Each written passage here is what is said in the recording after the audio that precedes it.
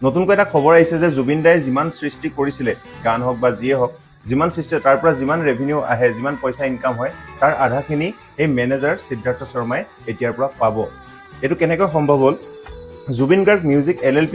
বুলি এটা প্ৰতিষ্ঠান আছিলে যেটো ৰেজিষ্ট্ৰেচন কৰিছিলে তাত পাৰ্টনাৰশ্বিপ আছিল তিনিজন মানে ইনিচিয়ালি তিনিজন আছিলে মই স্ক্ৰিনশ্বট লগাই দিছো টাৰছেম মিট্টাল জুবিন গাৰ্গ আৰু সিদ্ধাৰ্থ শৰ্মা কিন্তু পৰৱৰ্তী সময়ত এই টাৰছেম মিট্টালৰ নামটো তাৰ পৰা নোহোৱা হৈ গ'ল কেনেকৈ নোহোৱা হ'ল নাজানো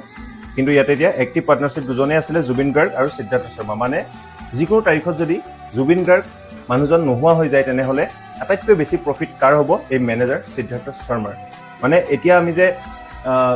জুবিন দাক হেৰুৱাই আমি যে দুখত যে গানবোৰ লগাই আছো ফেচবুকত ভিডিঅ' এটা দি যে বেকগ্ৰাউণ্ডত মানে গান লগাই আছো ফেচবুক মিউজিকৰ পৰা বা ইনষ্টাগ্ৰামত আমি ইউজ কৰিছো বা ইউটিউব চেনেলত গৈ আমি জুবিন গাৰ্গৰ চেনেলত আমি কিবা এটা চাইছো তাৰ পৰা যিমান ৰেভিনিউ আহিব যিমান পইচা আহিব তাৰ আধা অংশ সিদ্ধাৰ্থ শৰ্মা হ'ব সেইজন সিদ্ধাৰ্থ শৰ্মা যিজনৰ গাফিলতিৰ কাৰণে আমি জুবিন দাক হেৰুৱালো